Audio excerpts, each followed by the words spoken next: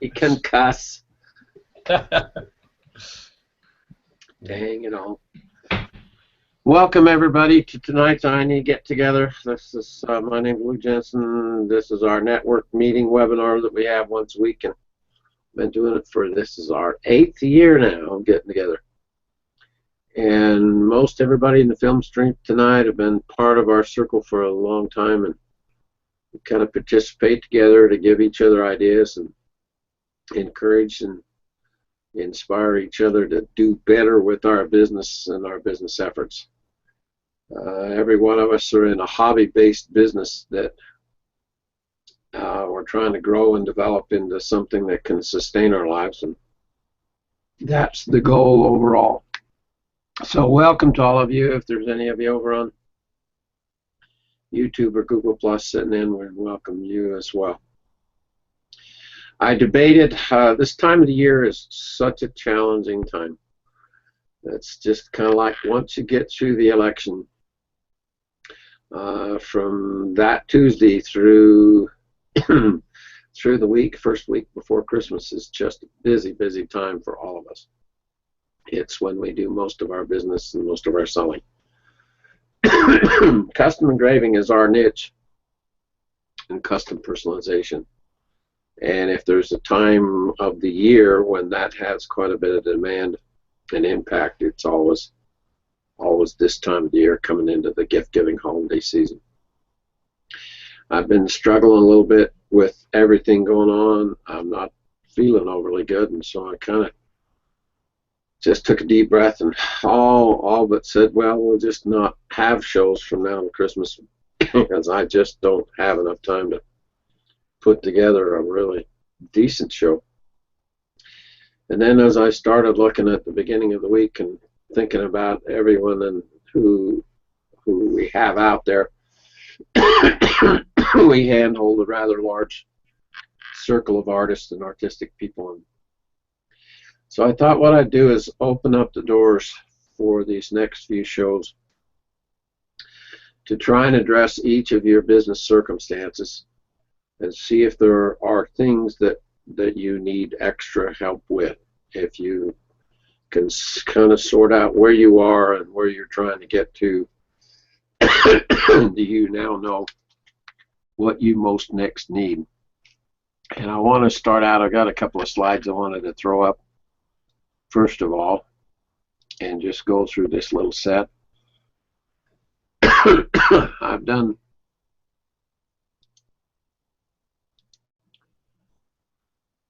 a lot of thinking about this subject when I was preparing Opportunity Intersection and getting the book done.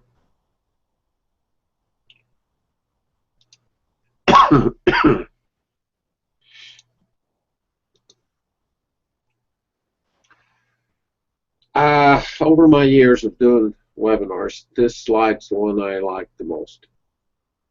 It, to me, still feels like the best thing we're doing is this constant trying to find inspiration ourselves and then trying to encourage each other to keep going and look for new opportunities. I'm filming a lot right now. I've got so much going on. I'm just pretty busy with that all day, every day. And right now I'm filming a bunch of things at the company, mostly samples and training pieces and things that people have sent and given to us over the years, and there's just so much, it's unbelievable. And it just stirred so much emotion today in all the people that we've interacted with and all the people that have interacted with us. I just drove home almost in a whirlwind, in a spin, thinking about the impact of Craig's dad, what Keith Hone has contributed to this, whatever it is, becoming for all of us as a circle. It's just almost impossible to measure.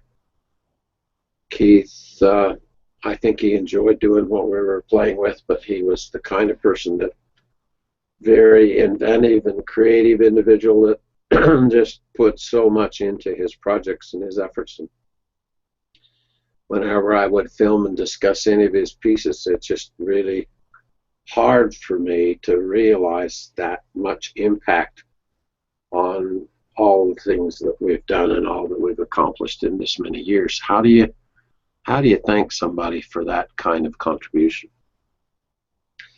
I'm filming my friend's collection. He'll be back on this weekend from his trip, and so we start next week into more filming of Jacob's things. And he has such expensive and magnificent handmade things in his life that it's really hard also to realize that there's a market for that kind of thing out there. There's a bunch of people that buy and collect and decorate in their lives to such a degree that most of us never have that much money. We never have that much influence. And so as I tried to mix all of that with everything going on in the family, everything going on in the business, we picked up an extremely large account today. It's going to be a 10-year contract for the boys that's just worth a fortune. And when I called this afternoon to double check on how things had gone with the meetings, and can sense the excitement of my sons and everything going on that they have learned from the beginning up, all the things that you struggle with to make things work in business is not an easy task. And yet I've watched my boys put Lance in at the front end of the company when he was 24, and we were doing about $2.5–3 million a year in sales at the time, and it just swarmed him. It just was so much he couldn't even hardly deal with it.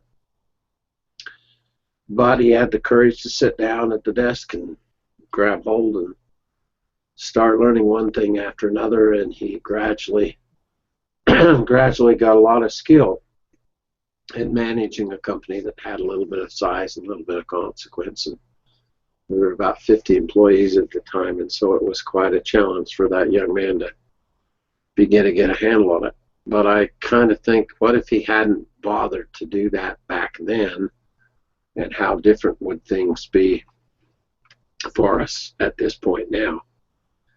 And when I'm looking at how each of us learn and what each of us take on, I've got a brand new president at the university now, and he's very excited about having a thank you gift program for his administration. I did the piece for the who is she from Norway? Forgotten her title, but she's some royalty. Baroness, that's right, that's the answer. She was a baroness from Norway, and they asked me to do a piece quickly for her, and I got it done and pulled off what I usually have done for the universities, be available on a short-term notice when they forget this kind of thing.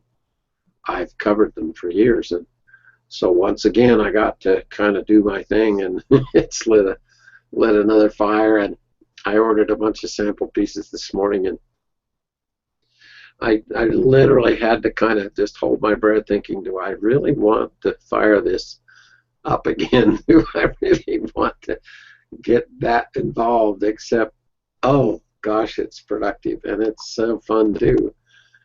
But every time you get into it, you learn new things. You see new things. I got really fascinated last week with crossed paths with Dan Brown's new book, what's it called? Inferno. And I read on Google Plus that it was about, his whole story is around Florence, Italy, and I'm just so hell-bent on going to Florence and spending some time, and I thought, oh, it'd be kind of a fun, I like how Dan Brown writes his novels anyway. But the whole story is around Dante's story of the Inferno, and he ties that into his entire, I mean, if you've ever read any of Dan Brown's books or saw his Da Vinci Code or any of that, he's extremely good at threading stories. And I hadn't gotten into the book, not even 10, 15 pages, and already he'd brought up Saratrova and the meaning of search within, and that just lit my fire. Boy, it just cranked it up even more. But then I began to realize, because he was talking about the Dure graphics that are represented here, that Jack has 52 pieces of crystal that are hand engraved in Czechoslovakia. That are his copies of his artwork, and 2 of those pictures were ones that Dan Brown pulled into his story.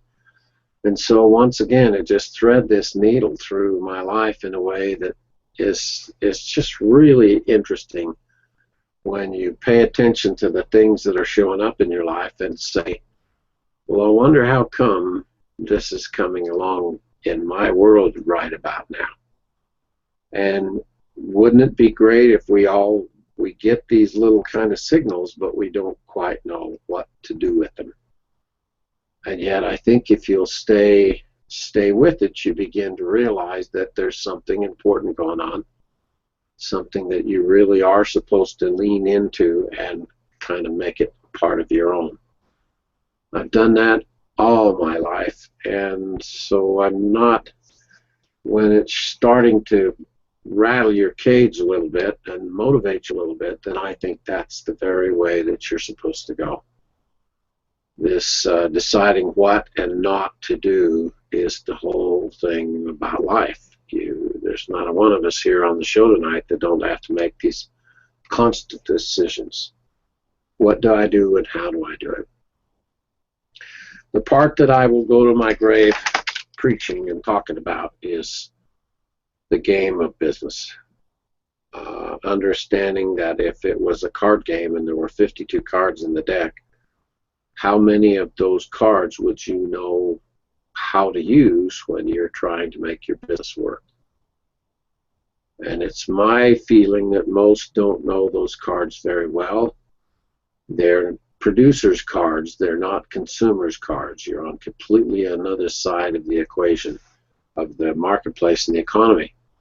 And so to the degree you know what these cards are and when to play them is the degree that you really can then have a shot at being successful. When you try and look at the difference between from where you are to where you want to be, and then understand what it takes to produce whatever kind of things you have to produce for the economy and what you're selling, you've got to have enough profit in everything that you do in order to then drive the exposure that makes this hub work. And believe it or not, this is usually the spot, the very place where most artistic types don't know what their profit really is. And so if you don't study it and don't make an effort to figure out what it is and how it works and pull it into your life, you just struggle and struggle and struggle. I took quite a bit of time and went through and pulled everything in business that I could think of, from the market business plan to the legal support you have and delivery of service and your production side of your business. If you can sense how all the gears work together, if there's any one of these gears that's not working overly well, then the whole thing slows down. And so understanding what you're really dealing with when you're talking about your business plan, then you plug in your marketing, your branding, your networking, your production, your advertising, your pricing, and then your really big one is right here. Not knowing what these gears even are, much less the 52 cards of the deck of when to play them, really puts you at a tremendous disadvantage. And I think we all learn them as we go. As you're involved with them, sometimes you'll do and fulfill each of these gears in the business without even realizing that you're doing it. You're trying to take an order and fulfill it and get paid for it. You just don't realize that all of this is going on still all at the same time. So as we visit tonight a little bit, I'd like to talk in the direction of what you think you're facing. And if you have any way already figured out how you're going to learn how to do what you next most need to do to succeed, and is there anything that we as a group or that I can do to kind of help facilitate that and make that work out for you? Okay, so let's discuss this subject. This is a little heavier, a little weightier than some, but it still is the subject that I like to talk about the most because it's what pays the bills. It's so easy to talk about everything, but it's not so easy to actually get something done. Welcome, Lance Larson. Good to have you in here tonight, bud. Can we pick on you first? Thank you. Sure, that'd be fine. You got it. You kind of know you should be looking at 2015 as a whole now. Have you got any sense what you might be able to accomplish with this year? I'm going to be trying to grow a little bit more into architectural work or larger scale work, but still push real heavy into the gun stocks and the chutes. But Okay. I found with my last job, my architectural job, is it's very difficult is repetition of the same thing.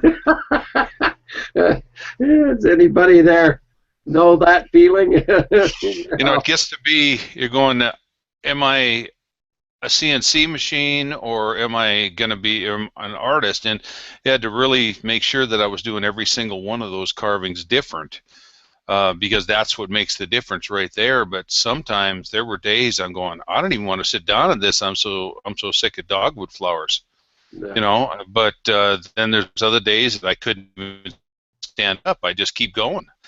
But you must get kind of the same feeling sometimes when you're doing 50 thank yous that are all the same thing.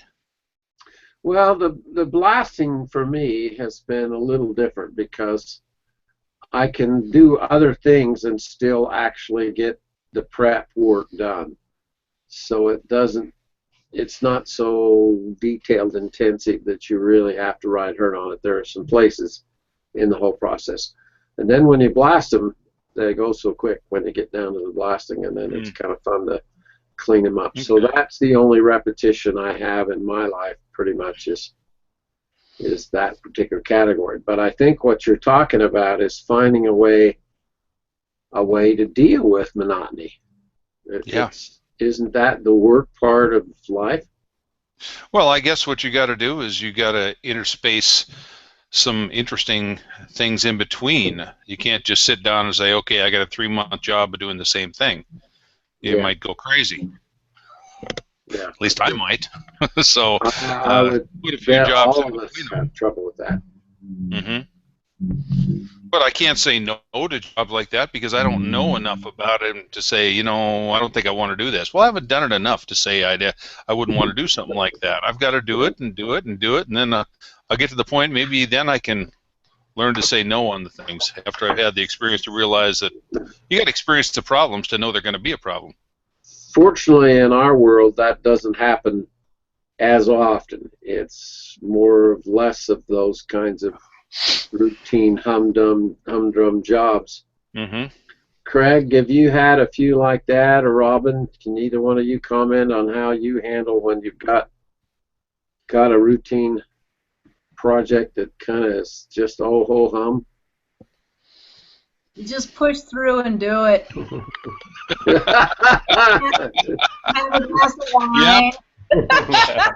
That's what I did. Can I call you up and talk to you and have you tell me to just push through it? Yeah. But you can't. You got to be doing a good job from number one to number whatever. You got to give them the same amount. But it gets tougher sometimes. Put some good music on. Yeah. That's right. Sometimes for me, if I'm working on 2 or 3 at the same time, then I can kind of be mulling over one in my head while I'm working on the other. I can be kind of jazzed about one while I'm kind of working on the other. So I like to have a few things going at the same time if I can. See, and I can't stand that. I have to have one thing and just focus on the one thing, or I go nuts. So there, conflicting advice. Comes at it with multitasking. Who else wants to jump in on this conversation? Because this faces us all. I can't see. Tammy, how do you handle things that projects you've got to get done, but you don't necessarily, they aren't the most motivating things in the world, but you still got to kind of roll at them. Do you have any secrets? Just push through and know that you'll be paid.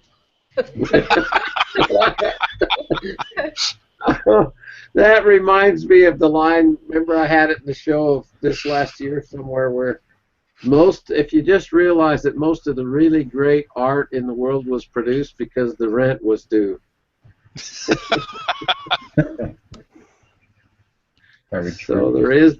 there is that motivation of getting paid, fortunately. That does take this thing out of it a little bit. Have you bumped into anything yet, Jay? Go ahead, Ron. It hasn't really happened to me where I ran into the problem since I've been engraving. As much, yeah. One time where I had maybe 12 or 15 glasses to engrave with a logo for an optometrist. That was probably the most at one time, but I just I did one step and did it through all the glassware with the layout work, drew the guidelines, then I did the next step, and then I did the next step. But when I did, years ago when I did scroll sawing, I had to cut out stuff in it, and it was a production line process because I made little pins that I made thousands of them at a time. And again, you do one, you get the system down, you figure, okay, now how can I make it faster? And part of the challenge was to set up a system to make it faster. And that's the way I used to look at this stuff. And it was always basically, okay, I'll stack cut these so I can cut 8 at a time efficiently. I could do 10, but then it bogs you down a little bit. And then when it came to the finishing part, where I had to dip them in oil, I found a way to string them all on a coat hanger and had these 1/8-inch thick pins strung on coat hangers and dipped them in linseed oil and left them drip dry, and then went on to do something else on another project.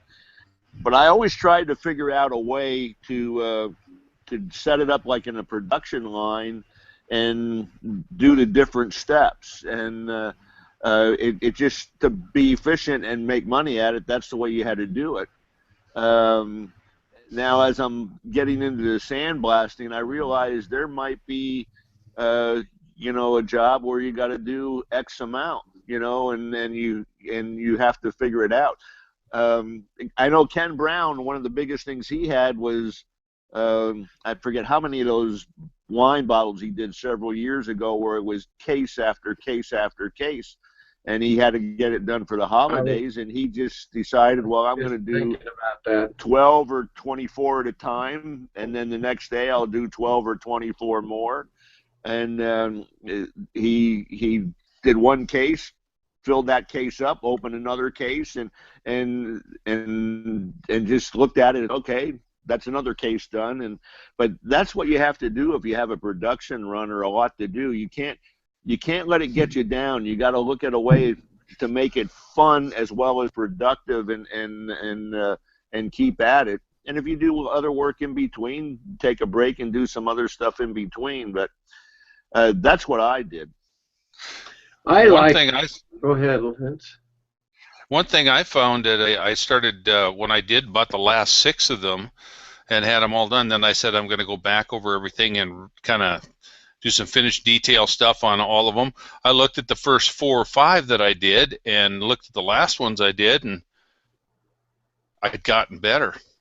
So I had to redo the first 4 or 5 because I put a lot more depth and a lot more style to one, and they have to kind of match. So I ended up doing a lot more than that. I had to do at least a third of them twice. But you got them, in a situation like that, even though they're all different, you got to make sure that some don't look like they were done by one person and some look like the other. So it's a little more work, but it was kind of interesting to see the difference from the first ones I did to when I finished them off, how much the design had changed enough that, or the way I was doing it had changed enough that it was almost a different style. Yeah, I think it's a pacing thing. You get yourself in a groove that you're comfortable with. You control your circumstances as much as you possibly can, so it's not bothersome to just sit down and do what you've done. But I remember when Ken was going through that project, he started, I think, in September. It was a bottle of wine for every client of the largest law firm in Texas.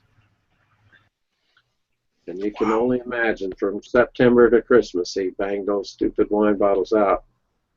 My worst one was the 800 pieces for the wine tasting for the city of Calgary for the Queen Elizabeth.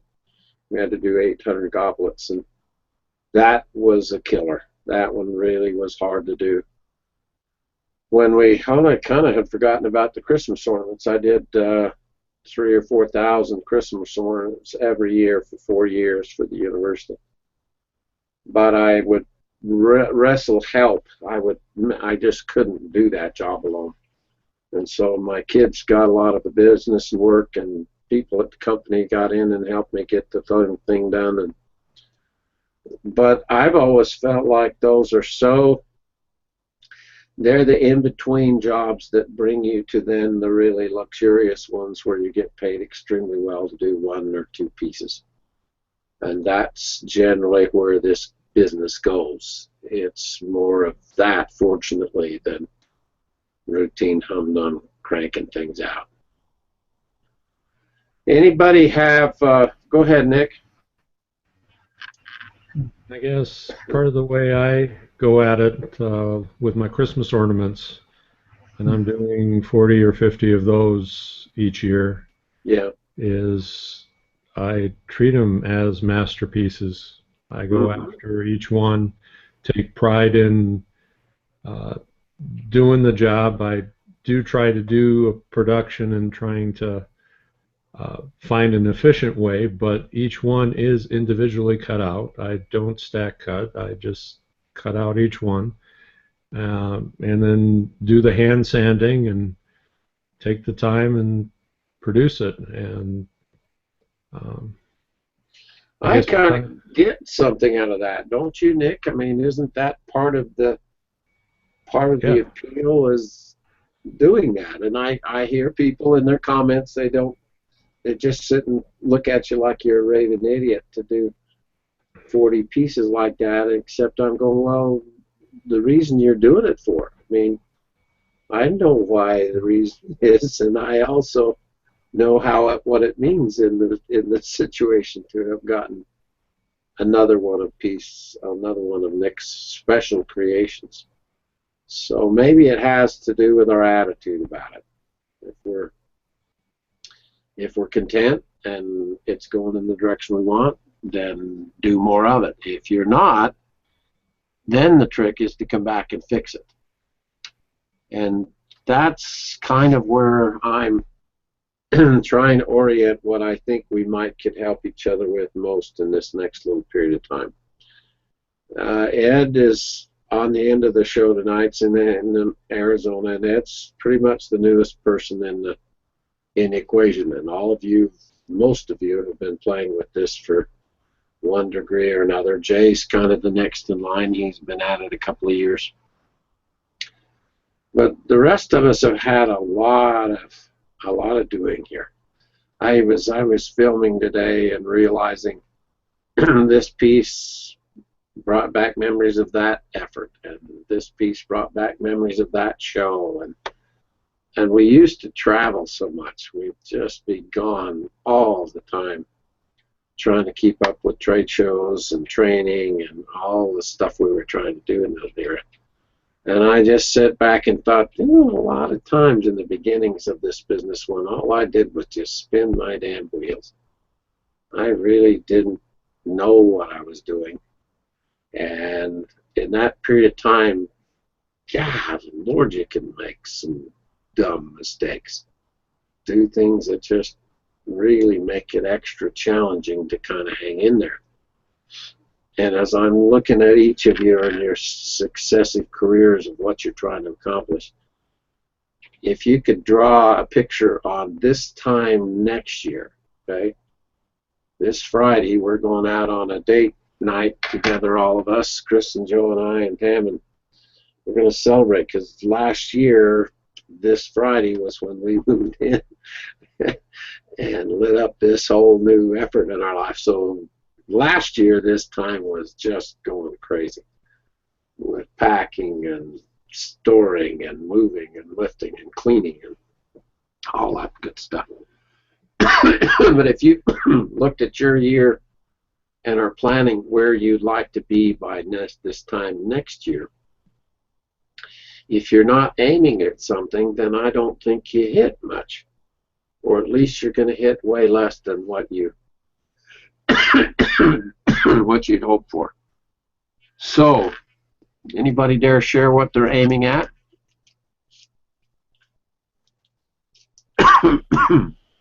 I'll talk a little. All right. Ed and myself are looking to get a bit more proficient in writing proposals for exhibitions, museum type exhibitions, and you don't jury into those. You have to The submission. submission a proposal. So we're trying to get it. We've been some successful in the past, but as of late, not as much. But I don't know if that's the economy or locations, what we're choosing. You know, I'm not quite sure. So we're looking at. How are you planning to learn, Tammy? What you got? Somebody that can help coach you there, or? Not really. No, we've written a couple proposals and have had a couple of exhibitions with them, but that was about 2 years ago. Okay. And it's a long process because a lot of the museums, you know, that you're looking at right today are not looking for. They're looking for proposals for 2016, 2017. So it's a long process, and we understand that part of it. And some of them are looking for not just a proposal, it's a pre-proposal because they don't want to mull over a bunch of proposals. Yeah. So that's where we're at. It's similar to the writing process of submitting an article to a magazine or submitting a book. They don't want a whole manuscript anymore. They will just take the pre-proposals, period. And I do think there is something to knowing what you're doing, so that you don't come across as an amateur. When they sit down with what you propose, they say, okay, these guys really have their stuff together, and then thus probably consider. Anybody have any ideas of where she might get more help with that kind of a concept? That's different, Tammy. That's not something I've ever done. I don't know if you have it available there, but for some of the groups in Minnesota, they actually have training or provide like a webinar to help people do the proposals. So it might be worth searching around, and maybe there's other organizations there. Somebody out there that's done it professionally that can share. But you know, now, like, if you succeed with that, Tammy, and you get better at it, then you really would have something powerful to share. We're documenting everything we're doing. Good, good. Yep. That's I can't tell you guys. I keep bringing it up, but the whole thing in your future is to package what you've learned how to do and sell that. That's where the real money is, because you get the package done and then it sells and it sells and it sells. And it's quite an effort to make this effort. Let's talk to Craig. Can you and Robin talk about how you're coming with your video that you're editing, Robin? Have you making progress, or? Oh boy. I finished them. You're done? Yes, after 230 hours of editing. It was so funny. It was like Lance said, I started editing the sound to kind of like cut down the sound of the drill. Yeah. I had to like learn all this sound editing stuff. So the first clips, I'm like, oh, that sounds good. Well, by the time I got to the last clips, and then I went back and listened to the first clips, they sounded horrible because I had learned how to do it better. So then I had to go back and do a lot of them twice to make them better. But yeah, so that's done. I just have to get them reproduced, but they're done. Oh, it is so much fun to watch those. Is it? Really? He's reworked the lighting, the sound, all the transitions, Great. all the overlays, and it just flows. It's actually just fun to watch. Even if you weren't interested in what was going on, it's just fun to watch. It's just Well, remarkable. to me, I mean, I've pushed you two pretty hard on this project because I don't see anything else that you're doing or that you could even do that would secure your financial future better than this kind of thing. I'll take the first copy. Once it's All done, right. it sells and I'll it take the sells and it sells. The first ones are going to be autographed, aren't they? I think so. Better And guess be. what I learned? What? Yeah, Guess what I learned? he's going to What buy did you learn? it. He said he'll I take it. like video editing. Yes, I do too when I can do it. I had to learn it with the sound and learn a bunch of other stuff. Oh, you should see But I like it. the graphs. They're amazing. When you see the Great. sound and how she takes the sound out. My dad's been down to watch her do that. It's just fascinating. It's just amazing.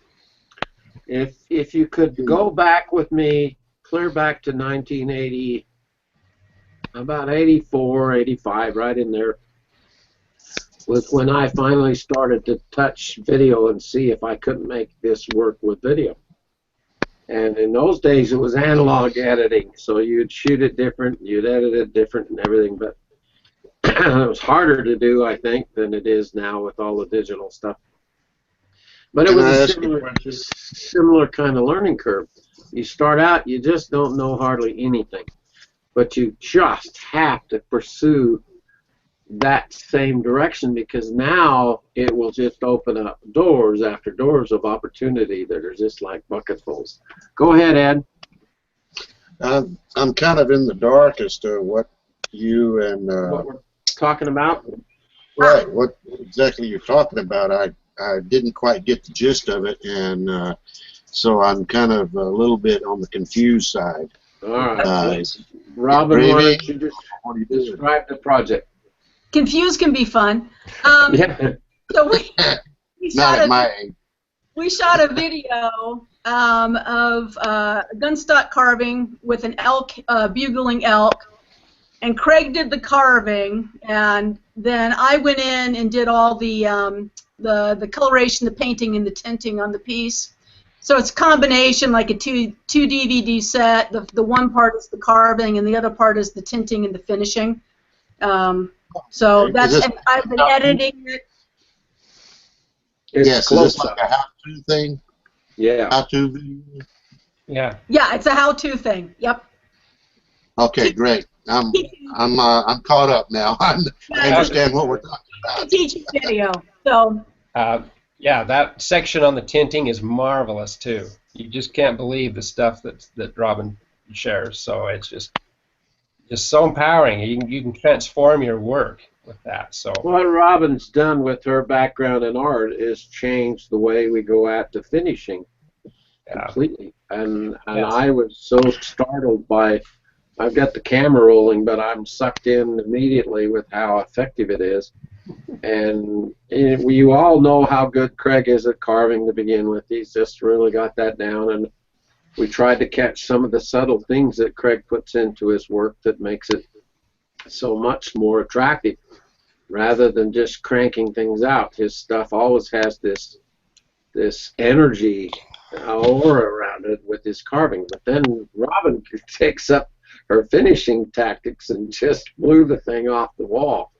So it is. I'm thrilled that it's nearly finished. Well, That's great. I had the opportunity to see her teaching and what she does firsthand. So That's right. You were here right after get that. the DVD. I guarantee you'll all love it.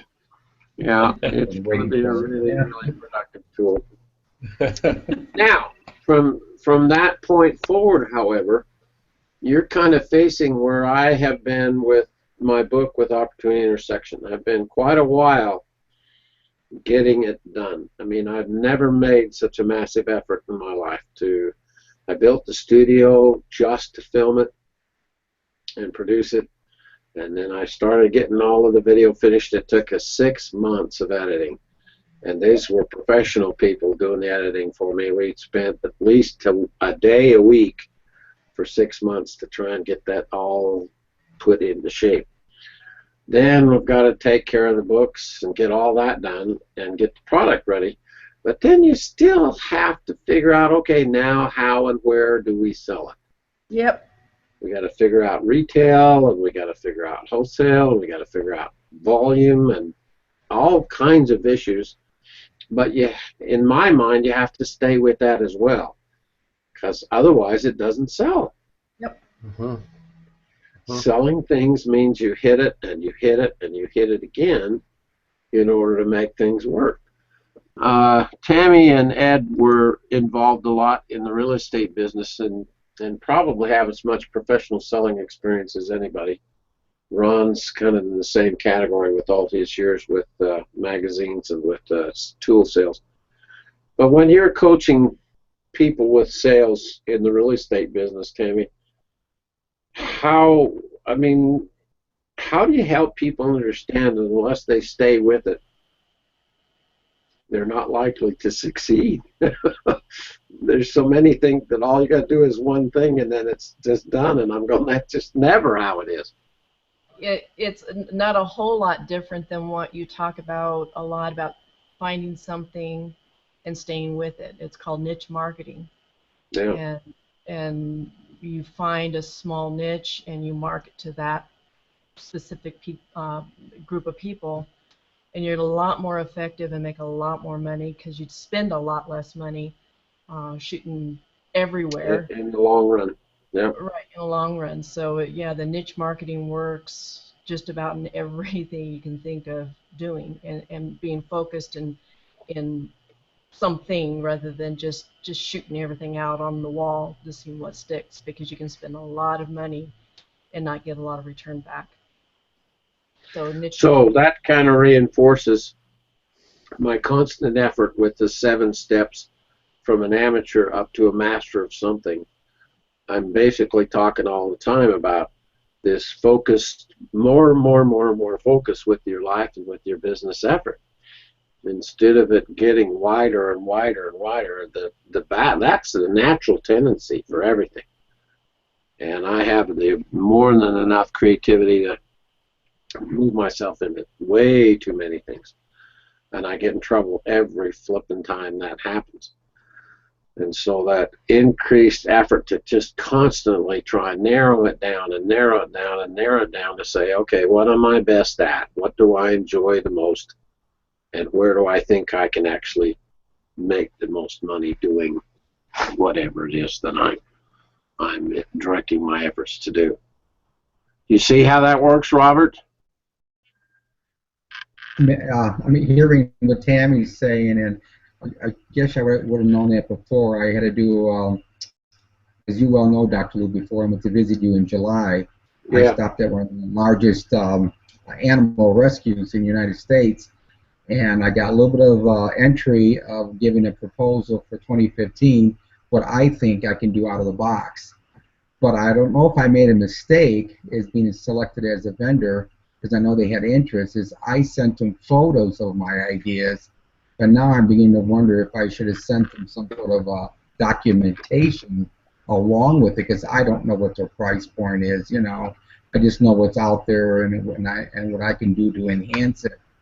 And the downside is that it isn't just 1 or 2 items. It could be hundreds, like you guys were talking about earlier, reproductive type.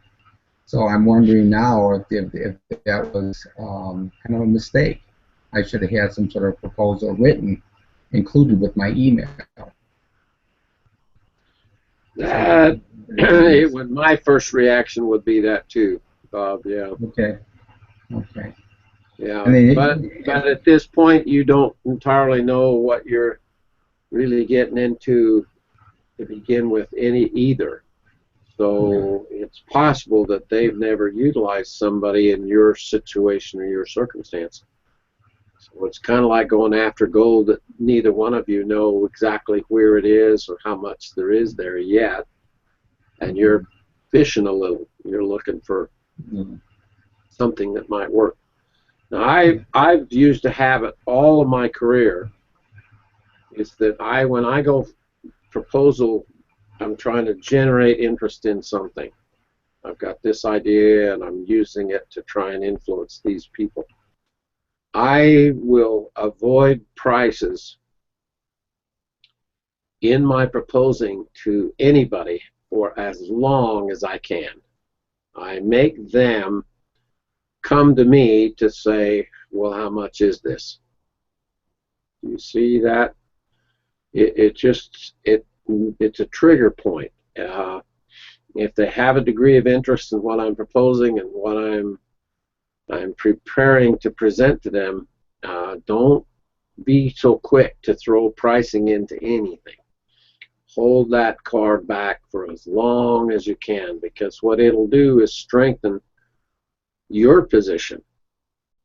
And then if they are of some interest, then they'll start reacting and they'll want to know productive times and delivery times and all kinds of other things.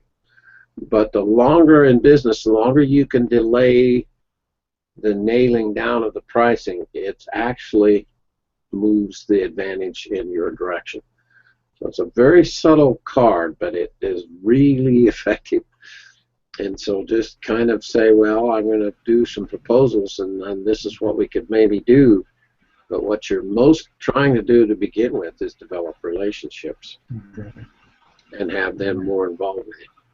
So maybe you could come back with something of a written proposal now and hit them again, Bob, with what you've done next. Have you had any reaction from them yet? Well, there was a delay because they had so much activities going on in the month of September, and then it kind of went into October since they're so large that they said they would get back to me. So that's why what I have done in the meantime is I've been prepared. So I went out and looked at sources where I could purchase, whether it be one of them, whether it be 100 of them, and see what their price point is for good quality. So at least but I just don't know what they're looking at. Like you said, I don't know what they're looking at as a vendor then. Am I going to be too low or am I going to be too high? You know, I know some of the things that they sell, but they're getting it, let's say, wholesale price. So that's why I'm not really sure. So I'm just kind of waiting. So I haven't heard yet, but I'm sure I will. They have to make a decision by December. Okay. Good. Yeah. You learn by doing. Yeah. And at least half the time, we all screw up. Well, I just want to tell you too, I also changed my website, Dr. Lou. I eventually changed my whole homepage to make it more of a mission statement. And I'm going to try to do more and more pinpointing the pets and the pet memorials and just making memories last of different things. Okay. I'm trying to go that direction too. So. Good. All right. I'll have to look at that. Send me an email. Remind me, and then I'll stop and take a look at it. Jay, you're over there hiding. We haven't heard a word out of you tonight. Are you still here? What's going on in your life? Oh yeah, I'm still here. You know, few little projects going on. I've got more parts in on that custom bike that I've been working on. I've got the rear fender and the front fork sitting here now that I'm working on, and already working on my schedule of events for next year. I've already got, I think, 5 rallies lined up on my calendar for next year. Okay, that's the exposure mechanism, event marketing, and that's probably one of your biggest sources of work and projects and business, isn't it, Jay, at this point? It is. One of the things that I've ran into, though, is, and I'm not sure how to even go about trying to start this, is, I've had, been at some of these rallies and stuff, and I'll actually have motorcycle clubs that'll walk up and look at my stuff and say, well, do you have anything that's ever been published in one of the motorcycle magazines? Yeah. So I'm trying to figure out how to go about, trying to get their interest to get something published in, one of the motorcycles. All right. The beginning of the year, Jay, I start down from January shows on. I start with what I call Aim Your Life, which is a kind of a way to take on the year.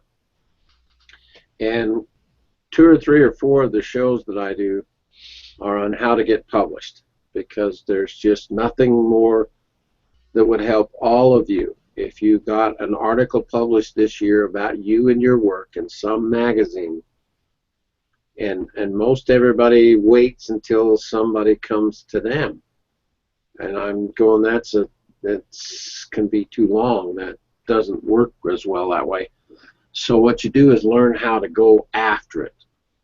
And once I learned how to go after it and get something published about this new whatever I was selling at the point, that exposure is just priceless. There's nothing that would elevate Jay's career more than that this year, to see that, okay, I'm going to get at least one major magazine article done about me this year. And literally start early on the year to kind of get something into place. So we will cover that right early in January, Jay, and I think it can help you a lot there. Okay. It's just so important to get that kind of, that's that category I talk about all the time, is that second-hand compliment. It's one thing to run around and tell the world how great you are and how good your business is, but it's incredibly powerful when somebody else says, hey, pay attention, this guy's an up-and-coming wizard. Well, see, that's the thing about what I do, is that 95% of my work that I do, I still do, glassware, mugs and glasses and things like that, at the bike rallies. But whenever I actually do something on a motorcycle, that's a rolling billboard. Yep. It's running up and down the highway. Yep. And all that does is continue to multiply your name and reputation, your visibility, and then thus your customers. And once it starts coming back to you, because you can hear, let's say you go and get an article published about you in some motorcycle magazine this year, all through your rallies this next summer, they're going to say, oh yeah, I saw you. And when that starts to show up, then you know you're cutting swath. Then you're really starting to do well. My first big article was Trucking Magazine. It was only one lousy damn page, but oh my good Lord, did that do a lot of good. It just went on and on and on and on. And that one opened up the door to 26 magazines with Macmillan Publishing, and all I did was work all of them. And every one of you have yet to build that into your business. So maybe that's what we could concentrate on for the whole next year, and help each of you get published. It's nothing better than that. Hey, Dr. You know where you're going in? Yeah, go ahead, Robert.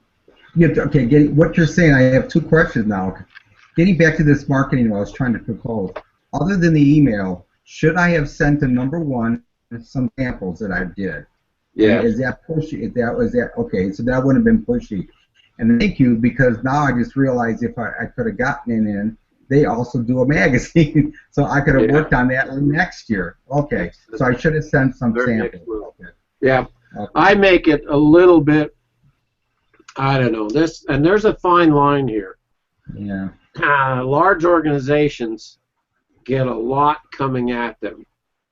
If you take the university, BYU, and you take the Mormon Church, and you take the Tabernacle Choir, and the governor's office, you got to be really cautious about trying to snowball, just overdoing anything that you're thinking of doing. Because what you're really trying to do is find an ally on the inside first. That's the whole number one thing, is someone who actually is a part of the leadership or the management of that organization who now begins to take an interest in you. Okay. And you're fishing for that person. You're hunting for that person. I work harder when I went after my relationship. The number 2 guy in the Mormon church is a guy named Boyd Packer.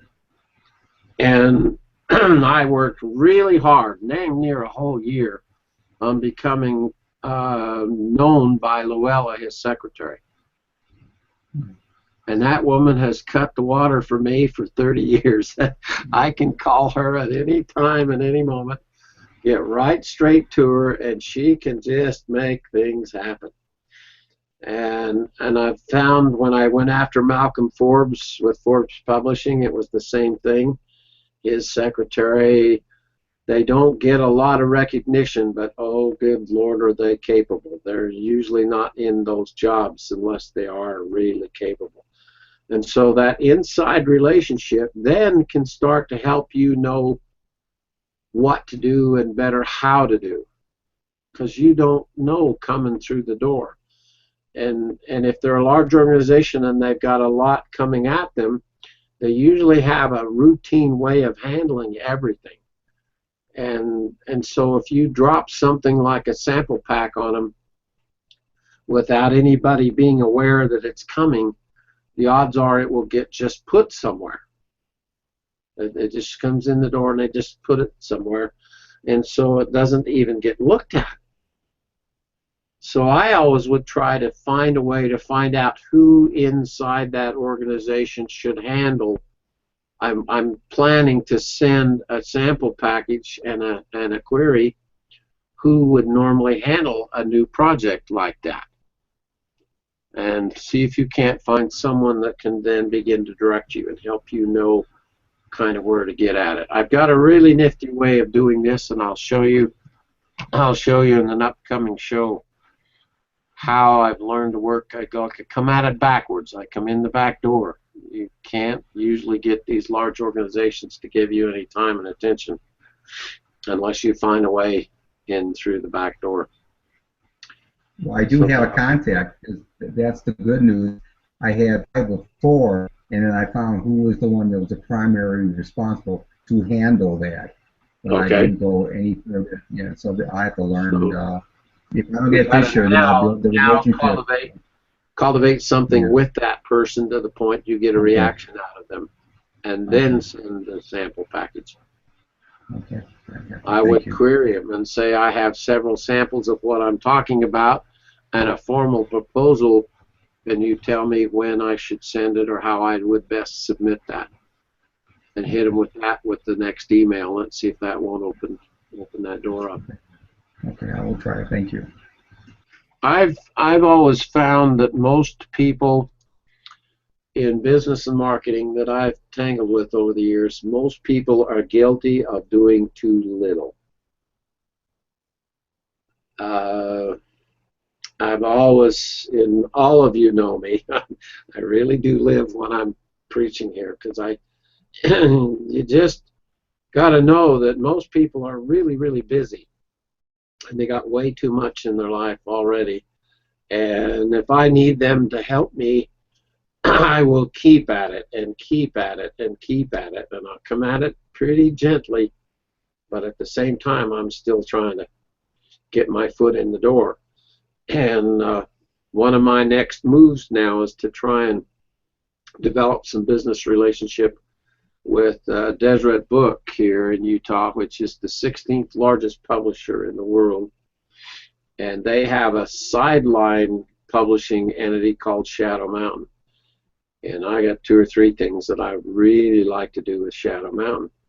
And I've got automatic access to Sherry Dew, who's the CEO of Deseret Book. So now I've got to come in pretty gently and make my initial approaches with Sherry to see if I can't help make something like that work out.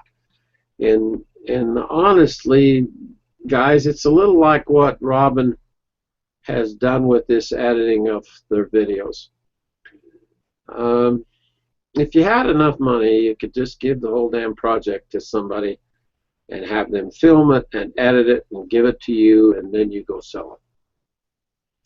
The problem is most of us don't have that much money. That's one of the most expensive things in the world to do. It cost me 60 grand to have my stuff edited even. And so you just sit back and go, ooh, that's tough to get into the marketplace that way. So when you bother to teach yourself and figure out how to solve each problem one step at a time, you're the person that learns that. But now it's the other cards to play. I've got a couple of our masters who've done really nice books. They've had really elegant books published about them. But they've never sold very many. They're still sitting. And they published a little too many at the time, and there's all kinds of issues that go on with it. But I can promise you that no one comes along and does this stuff for you unless you begin to raise the banner of your own individual efforts and say, you know what, I'm going to make this happen. There is no way I'm going to back off. And I'm going to keep, if I can't find it, make it work one way, I'll come at it another way. And if I can't make that work, I'll come at it another way and another way. And to me, every time I hear a great entrepreneurial story, it's got the same characteristics every time. They're the kind of people you just can't tell them, make them believe the word no. They don't understand what that means, because they're going to find a way, come hell or high water. That slide I put up tonight of the Duryea print was on the cover of a book that I programmed when I went to a business training course with the Salt Lake Chamber of Commerce. And I had the idea of the drill, and I was meeting with the University of Utah, and I was starting to try and figure out if there was a business even here. And I was still 1000% dentist. Had zero idea of what I was even taking on or thinking of. And yet I was making every effort I could think of to figure out what next should I try and pull into this. And that's what I'd like you to spend this week looking at, and see if you can, from where you are to where you'd like to be, what are the steps? Are there things about the business effort here that you don't know or don't understand? And if we can talk about those things, if we can kind of zero in on them, between now and Christmas, I'll try and help you in any way I can with whatever you think you're facing next. Okay? Any other comments? Mel, you look like you're so enjoying yourself you're asleep. Wake up. Why? Why? Yeah, I've been out on the boat all day. Does it give you a complex? We should all wish we had the lifestyle Mel Joines has. We'd all be way cool. It would be all downhill from here, right, Mel? Yeah, high speed. High speed from here on out. Absolutely. That's the answer to just about everything. Well, I'd ask Craig, how's your dad doing? Everything going on in your dad's life okay? Well, he's carving most every day, most all day, so that's good then. He's doing some wonderful creative stuff. Yeah. So you have one of the most amazing fathers amazing people that I've ever known, Craig. Your dad is just right at the top of my personal list. And today I got a lot of Keith and Craig Holm, both barrels, as I was filming. I'm filming all the samples we've had and been given over the years and trying to get them into a video format so I can use them a little bit more now. And I was doing a little video set with that, the samples of the stuff that you did for the big home the really big home when you carved all those pieces, and I was remembering how busy you were in that period of your life. That was quite a... How much was that home? Wasn't it a really expensive home? $13 million home. 13 million. And you carved how many pieces for it? About 30 pieces for that home. Yeah. Remember the day we went up and put the rooster and the hen on the ends of the staircases? Yes, there was just an amazing little. It was evening, and there was just this little shaft of light that came through light. The distant window and struck that piece just as we were there, and you had your camera. I gotta go find that video footage because I got it. I've got it all somewhere. But that was quite a moment, wasn't it? That was a magical moment. Yeah. All right, troops. I am really tired and super worn out tonight, but I appreciate sitting down with you.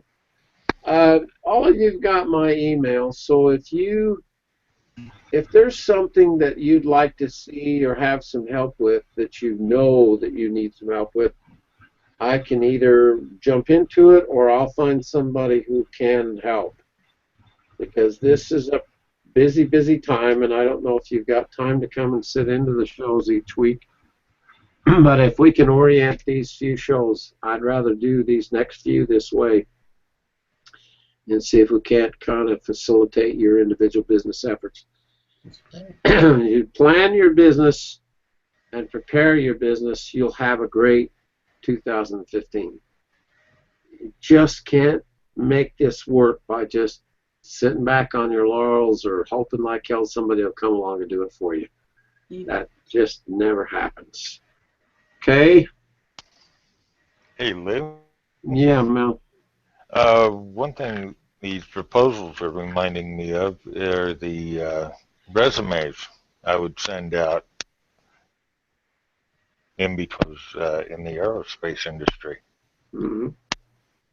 You keep them down to 1 page, 2 if you have a cover page, and be concise and informative and right to the point. That way they can see what you're proposing, what you want to do, and they can make a decision right then. They don't have a ream paper to go wading through. Yeah. I think that's got to be the formula. The secret of my resumes were just something fierce. The companies that I had worked for. Mm-hmm. These little aircraft outs like Boeing, Rockwell, McDonnell Douglas, Command Air. Just the little guys. Mm-hmm. But it sure commanded a whole lot of respect. Yeah.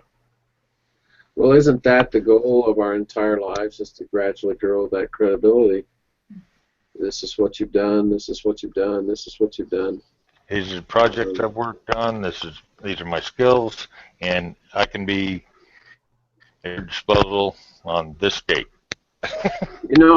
And that's an interesting thing to kind of end on tonight, because I'm still trying to figure Google Plus and the social media thing out, because I'm just unbelievably amazed at that Google can keep all of us together and help us go find our next new customers.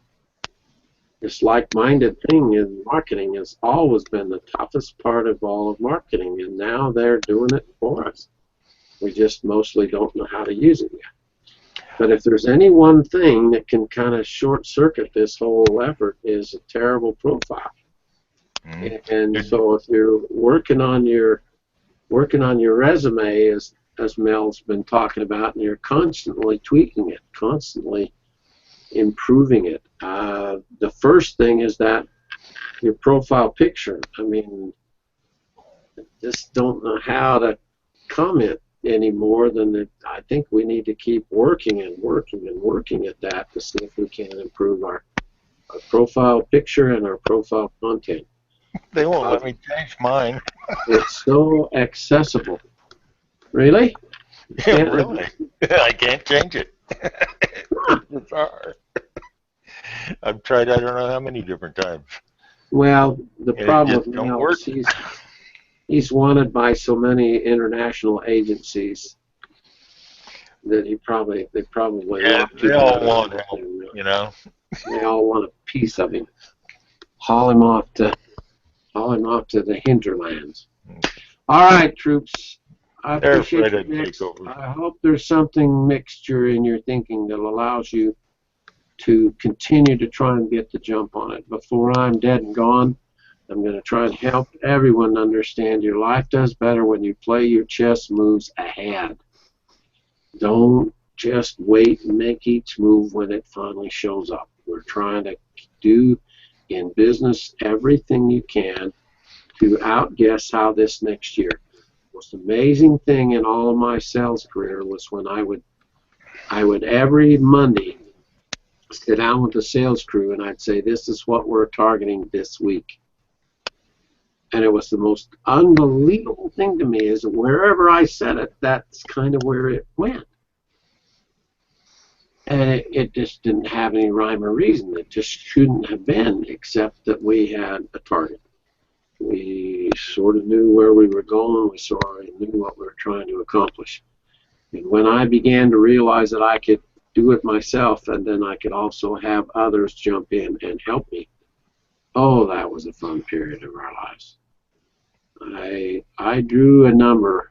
You want to have a really fun experience? Draw 22,000 on your bathroom mirror and circle it with a Sharpie. Do that tonight. Circle 22,000 on your bathroom mirror and put a circle on it. $1 million a year in sales is 22,000 a week. And then tell yourself, I wonder if I could ever get to that point. Yeah, that's only 52 bracelets. What the heck? Yeah, that's only 252 bracelets at a crack. That's not so bad. Whatever the number is that you think you want to kind of grow into next year, break it into weeks, and then write that number up on that mirror. And then let's go after it. There's got to be ways that each of you can change how you're thinking and how you're doing now to the point that it could be highly productive by this time next year. It's all perceived wealth. It's all perceived, and the market's so huge anymore.